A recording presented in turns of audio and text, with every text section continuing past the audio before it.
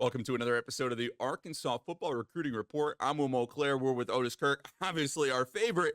Otis, we've got a couple names to talk about today. Air Nolan, quarterback from 2024, right there at the top. And he just put out his top 7. Where does Arkansas fall in that? Yeah, they didn't announce an order. He just said top 7. He will make a decision on April the 8th is when he will make a final decision. And this is a kid that's one of their top priorities, quarterback. I think they've got 2 in the 2024 class, and Air is certainly right there at the top, and certainly big time Arkansas target. Arkansas, Alabama, Miami, Clemson, Oregon, Ohio State, and Texas A&M made the cut for him. He had over 34 offers, and he narrowed it down to those 7, Will. And he was just here for a visit recently. I believe it was March the 13th. He was on the campus for an unofficial visit to Arkansas and saw it. And got to meet Coach Enos and hang out with everybody and just have a good visit. This season is, well, in 2022, he completed 236 of 323 passes for 4,095 yards, 55 touchdowns, 4 interceptions, rushed 42 times for 156 yards, 6 touchdowns. Like I said, this kid, what I like about him, what separates him from a lot of quarterbacks, if you've watched his video, anybody, and I usually put the videos in the stories, but if you watch his video, watch how quick he gets rid of the ball. He has a very short, compact release. I mean, he gets rid of the ball real fast. Some quarterbacks really almost wind up to throw it, and it gets them sacked in the SEC.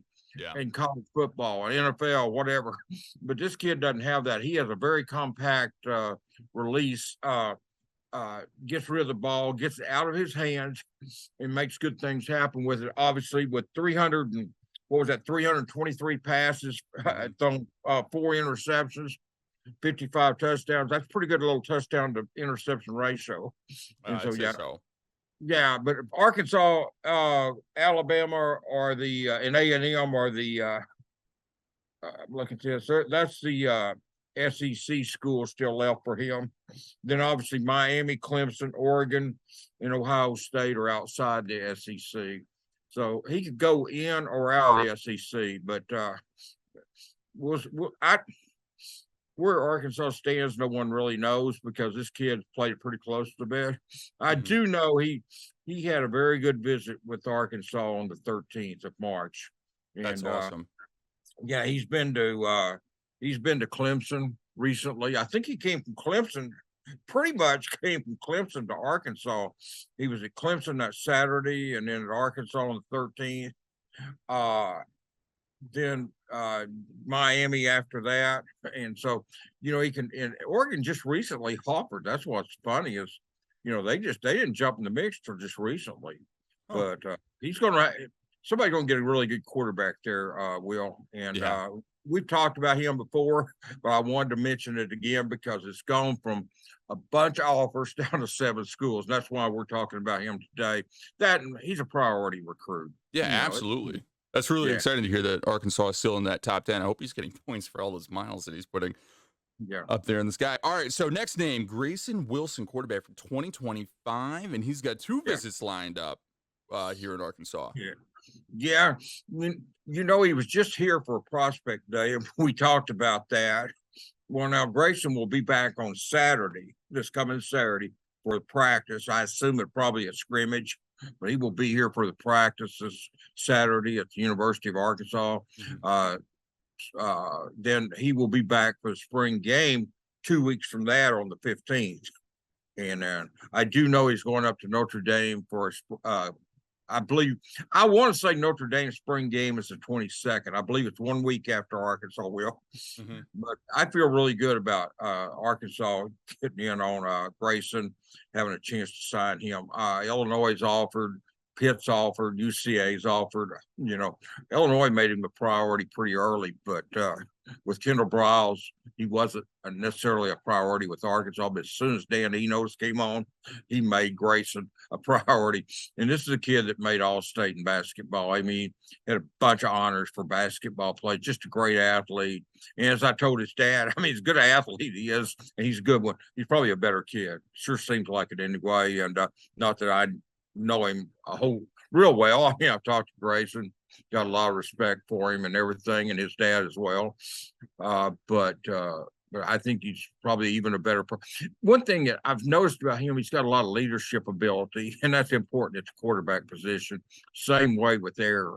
I think you've got, you could have some positions where the kid's not necessarily a leader, but quarterback, I think, has got to be a leader.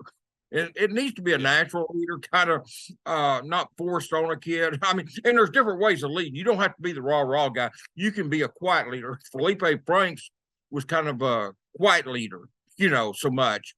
Whereas KJ's same way. But you've had kids that were more vocal. But there's more than one way, they say, to skin a cat. You can lead different ways. But Grayson this season was 143 of 245 passes, 1,737 yards, 19 touchdowns. He ran the ball a little bit better than Air. He had 84 carries for 530 yards and 7 touchdowns. And that's as a sophomore over at Central Arkansas Christian in Little Rock. Anyway, I think that if my memory serves me right, I should know this, but I believe that's the same school that produced DJ Williams. Central Arkansas Christian. I'm gonna have to text him. Yeah, a pretty good little product there from Central Arkansas Christian. Yeah, already played at Courtney. DJ went to Little Rock Christian, right? Yes, no, he Central did. Arkansas Confirmed. Christian. We didn't even have to text him. Yeah, Central. There's a difference between Little Rock Christian and Central Arkansas Christian now. But anyway, DJ was a good tight end, and Grayson's quarterback. That school turns out some prospects every once in a while. And Arkansas is trying to keep Grayson in the state. They've got two more chances. He's been up here. He came right after he came for a basketball game right after they hired Enos. Then he came back for a prospect day, and he's been here. He'll be here 2 more times in the next couple of weeks. Once this Saturday, upcoming Saturday. But anyway, spring ball get back going Tuesday. I know we're going to talk about that. And they've a few days off since spring break. Otis, you mentioned DJ there. I want to tell you this. We were out to dinner with him a couple months back, and he told me that growing up, you were his absolute #1 favorite journalist. So while I'm thinking of it, I wanted to tell you that. But before we let you go and watch the Lakers, we got to talk about Pro Day. How's that going? Pro Day will be Wednesday. Drew Sanders obviously is the drawing name, the big name there. But he's not the only one. You've got Jaden Hazelwood, Matt Landers, the receivers. You've got Ricky Stromberg at center. I think Dalton Wagner. Some teams will look at him simply because he's a big kid. And there's other kids they will look at, other players they will look at. But I mean, obviously, Drew is the calling card. He's the '1. Drew is the first-round pick. I'm almost certain, unless he drops. Yeah. But he's really got some chance to make a name for himself in the NFL and do stuff. So Pro Day will be Wednesday over at the Walker Pavilion. I'm looking forward to that. I'm sure we get to go to that, right? Yeah, we have in the past. As far as I know, unless Sam changed his mind on that too. As far as I know, we will. We always have. If they let every single NFL coach in, they're gonna let us. Yeah, I'm looking forward to it. A lot of people don't like Pro Day. I do because it's a chance. Fun. These kids are getting ready to show what they can do, and they're getting ready to make some big bucks, and that's why. They're going to be, and have a chance for success in the NFL. I tell you, the sleeper in this whole bunch, so to me, is Matt Landers. Yeah. Ran well at the combine, ran well. Really well. Yeah, I think Jaden Hazelwood with his route running and stuff, he didn't run the 40 as well. I think Jaden's got a chance. He's got hands. He's got route running. Really good route runner. Stromberg is just, Ricky's kind of hurt himself in some sense. Not hurt himself, but I mean, people take him for granted. He's so good, I think people take him for granted because Ricky was put in there the second game of his freshman season. Has been there ever since. So he's kind of been there, and you just take him for granted his greatness. So I really like him, and so and some teams going to get him, and they're going to be happy with him for about 10 years there at center. Yeah, absolutely. Now, Otis, before I let you go, I want to make one addendum to what we said earlier before anybody gets mad at us in the comments. Including DJ went to Central Arkansas Christian. I just got handed this from the audience. Yeah, no, that's what I said. You said what we said. Okay, all right. I said Central Arkansas Christian. We hate getting things wrong here at the Pig Trail. Yeah, no, I said Central Arkansas Christian because that's where Grayson's from. But yeah, he I'll tell you a real quick story, and then I'll get off here. But I was coming back from I'd been to Orlando to the bowl game, went to Max Hemfinger's All-America game in Shreveport, was driving back to Fayetteville late Friday night, but then it was early Saturday morning. Went to in Hope, Arkansas, stopped at McDonald's, and guess who was in there? DJ Williams. Oh yeah, Arkansas basketball team. This was when he was still in high school. They were in at McDonald's eating. They'd been playing basketball, I guess, at Hope. It's been years ago. But anyway, I ran into DJ in Hope. So you never know who you'll see at these places. Yeah. But it was a late night stop at McDonald's. And I mean, he shows up in wild places, I'll tell you that. Yeah. DJ was just a kid then, though. So absolutely. Yeah, he was a lot different. He was a basketball player they'd played basketball, and I guess it was at Hope because it was at the Hope McDonald's. But it was a funny story talking about DJ. But yeah, he played at CAC. He was. Yeah. I'll tell you, DJ was one of the best tight ends that ever played at Arkansas. He and Hunter Henry.